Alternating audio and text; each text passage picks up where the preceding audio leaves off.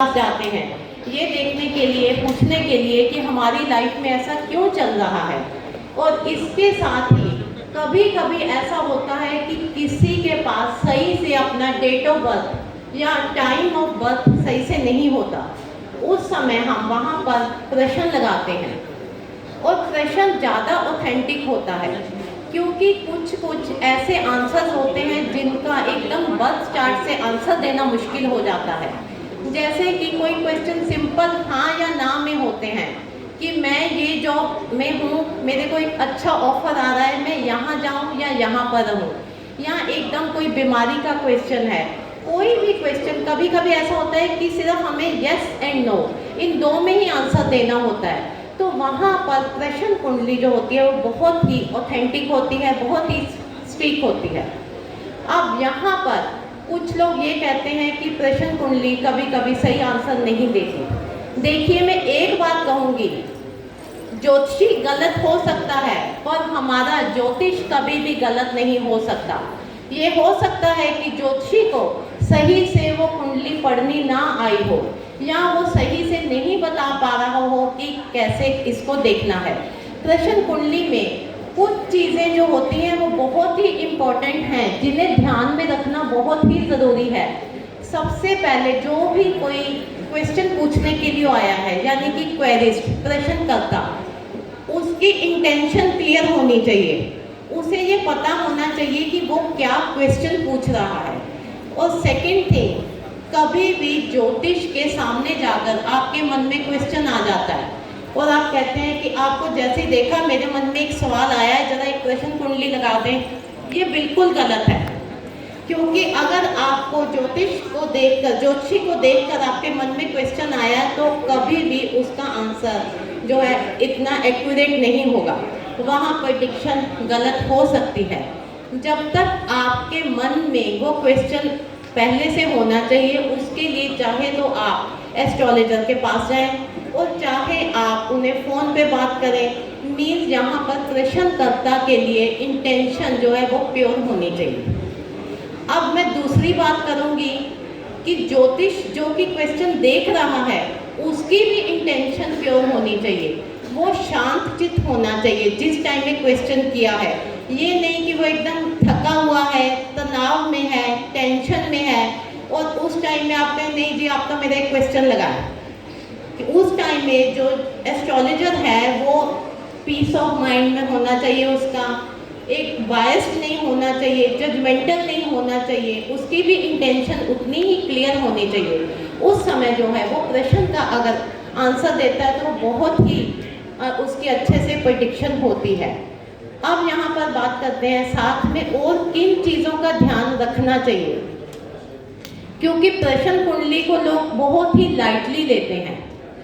प्रश्न कुंडली देखते टाइम ये देखना चाहिए संधि काल का टाइम नहीं होना चाहिए। संधि काल का टाइम दिन में 3 बार आता है। एक होता है सूर्य उदय से पहले, जिस समय सूर्य उदय होता है उससे 2 घंटे पहले और 2 घंटे बाद, मीन्स 24 मिनट पहले और 24 मिनट बाद 48 मिनट संधि काल का टाइम है। ठीक इसी तरह दोपहर के टाइम में भी संधि काल होता है और इवनिंग में जब सनसेट होता है, सूर्य अस्त होता है, उस समय भी 2 घंटे पहले और 2 घंटे बाद मीन्स 48 मिनट वो जो है संधि काल अवॉइड करना चाहिए। इसीलिए जो है हमारे जो पुराने टाइम में सभी जो हमारे बड़े बुजुर्ग हैं या फिर जितने भी हमारे ग्रंथों में लिखा हुआ है कि ये टाइम जो होता था मेडिटेशन का होता था, पूजा पाठ का होता था, तो इस टाइम में क्वेश्चन का आंसर कभी भी नहीं देना चाहिए। तो यहाँ पर और भी कुछ चीज़ें ऐसी हैं जिसमें कि एस्ट्रोलॉजर को ये देखना, सामने वाला तो पता है उसको जो भी पूछ रहा है, ये नहीं है कि वो कभी कभी अपने ज्योतिषी को टेस्ट करने के लिए चला जाए, चलो देखते हैं क्वेश्चन ठीक है कि नहीं है। ज्योतिष जो जिस टाइम में अगर वो पूछ रहा है, ज्योतिषी को पता लग जाता है कि ये टेस्टिंग कर रहा है। कैसे? क्योंकि जो लगन होता है वो प्रश्न करता है और जो 7th हाउस होता है वो एस्ट्रोलॉजर का होता है उस टाइम। तो वहाँ पर अगर कोई मेलेफिक प्लेनेट का भी होता है या ऐसा तो भी समझ आ जाता है कि ये सिर्फ एक टेस्टिंग के लिए ही क्वेश्चन पूछ रहे हैं। तो ऐसे नहीं करना चाहिए। अब यहाँ पर बात आती है और किन चीज़ों का साथ में ख्याल रखना चाहिए। जैसे है कि काल होरा। हम होरा देखते हैं, जिस समय भी क्वेश्चन का आंसर दिया जाना चाहिए उस समय की होरा चेक करनी चाहिए, सूर्य की चल रही है, चंद्रमा की है, कौन सी होरा है। उस होरा को अगर हम देखते हैं प्रश्न चार्ट में, अगर तो वो केंद्र या ट्राइन में है तो इसका मतलब सामने वाले की जो क्वेरी है वो जेन्युइन है, और अगर वहाँ पर नहीं है तो वहाँ पर भी पता चलता है कि कहीं ना कहीं कुछ वहाँ पर दिक्कत है।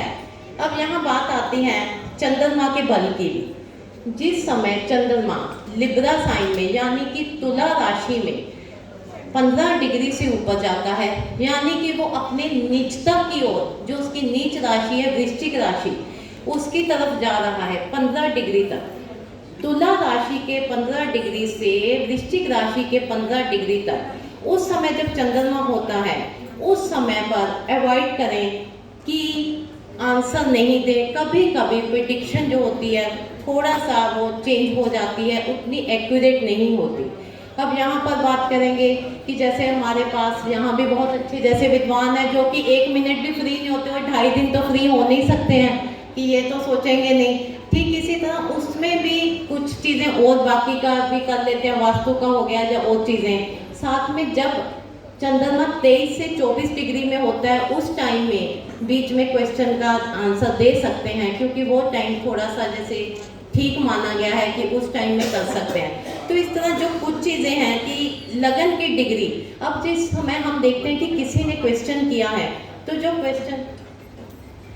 जो क्वेश्चन है जैसे कि लगन, हम लगन की डिग्री देखते हैं कि जिस समय क्वेश्चन किया सपोज लगन 15 डिग्री पर है, उस समय जो सबसे पास का नियरेस्ट प्लेनेट है मीन्स +3 डिग्री और -3 डिग्री, कोई भी प्लेनेट जो 12 डिग्री पे है, 13, 14, 15, 16, 17, 18 मीन्स वो 5 डिग्री के बीच में, उसका जो है उस पर क्वेश्चन पर ज़्यादा प्रभाव पड़ता है।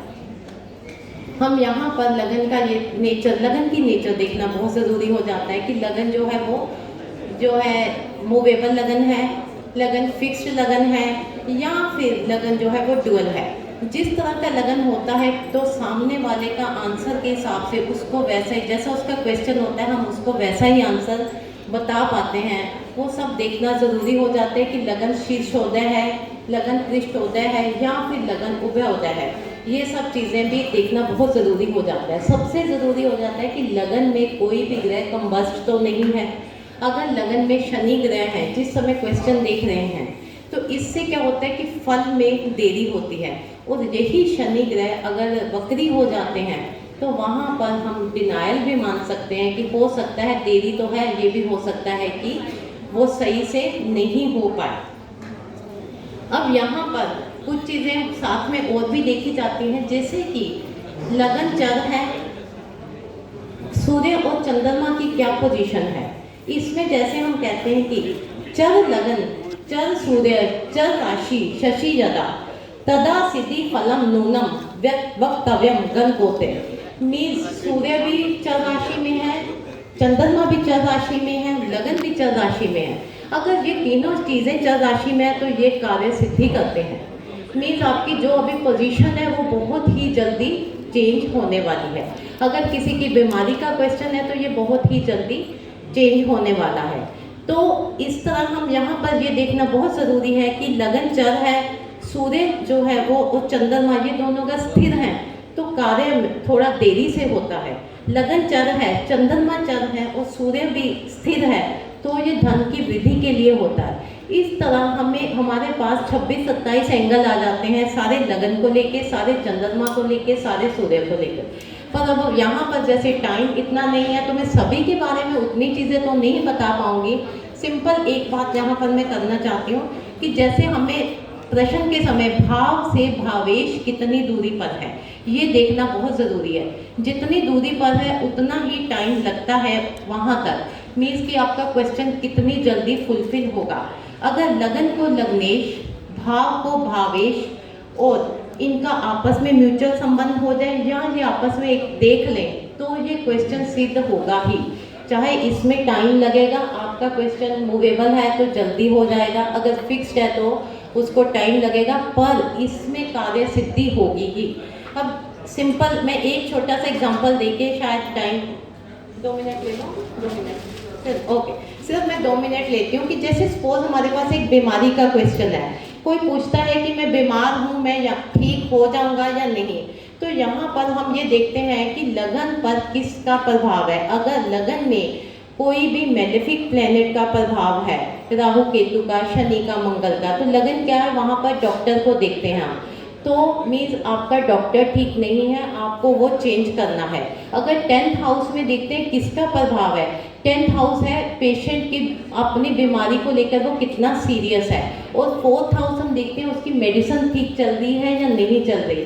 अगर लगन में मूवेबल प्लैनेट है तो हम ये बात कहेंगे, और साथ में मेलेफिक प्लैनेट है तो ये कहेंगे कि एक तो आप स्थान चेंज कर लें और एक डॉक्टर चेंज कर लें। और अगर 10th हाउस में बेनिफिक प्लैनेट है तो इसका मतलब जो आपका इलाज हो रहा है वो सही चल रहा है, वहाँ कुछ भी चेंज करने की ज़रूरत नहीं है। और अगर 4th हाउस में हम देखते हैं कि बेनिफिक प्लैनेट है तो हम यहाँ पर ये बात कहेंगे कि जो मेडिसिन आप ले रहे हैं आपको चेंज करने की ज़रूरत नहीं है, मेडिसिन भी आपकी ठीक है। आप सिर्फ लगन देखना है कि आपको डॉक्टर को चेंज करना है या नहीं, 4th हाउस को, 10th हाउस को, इन चीज़ों को देखना बहुत ही ज़रूरी है। ठीक इसी तरह जॉब का क्वेश्चन है, कोई सा भी क्वेश्चन है, वहाँ पर शांतचित्त होके बहुत आराम से ध्यान से अगर सोचकर आप देखते हैं मेलेफिक प्लैनेट है, लगन का नेचर क्या है, चंद्रमा की डिग्री क्या है, ये सब चीज़ें देखते हैं तो बहुत ही प्रश्न कुंडली बहुत ही सटीक है, बहुत ही ऑथेंटिक है। पर वही बात है कि हमारा ज्योतिष में ये सब बहुत राज अच्छे छिपे हुए हैं, ज्योतिषी अच्छा होना चाहिए। ज्योतिष बहुत ही ब्यूटीफुल है, बहुत ही अच्छे आंसर देता है। तो समय के कम होने के कारण मैं यहीं पर विराम देती हूँ। धन्यवाद।